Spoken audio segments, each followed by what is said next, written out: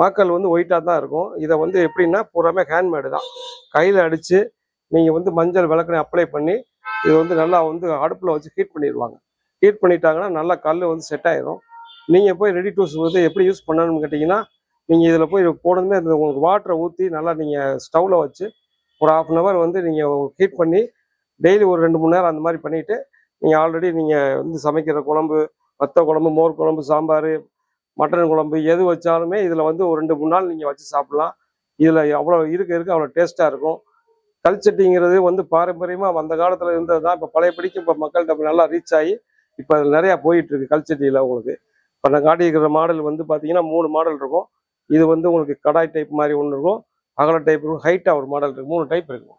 இது 3 மாடல் வரும். இதில் சைஸு பார்த்தீங்கன்னா உங்களுக்கு என்ன சைஸு எத்தனை பேத்துக்கு உங்களுக்கு ஆல்ரெடி ஒரு 3 மெம்பர்ஸ் 5 மெம்பர்ஸு 1 லிட்டர்லேருந்து 3-4 லிட்டர்ஸ் வரைக்கும் நம்ம கிடைக்கும். எல்லா சைஸ்லையும் கிடைக்கும் உங்களுக்கு. ஸ்ரீ ஜெயலட்சுமி மெட்ரஸ் மதுரை நமக்கு வந்து பார்த்தீங்கன்னா மீனாட்சி அம்மன் கோயில் ஆப்போசிட்டில் தேருக்கு எதிர்த்தாப்புல வந்தீங்கன்னா நம்ம கடை முனீஸ்வரர் கோயில் இருக்கும். அது பக்கத்தில் நம்ம அண்டர் கிரவுண்டில் ஜெயலட்சுமி மெட்ரஸ் கடை இருக்குது.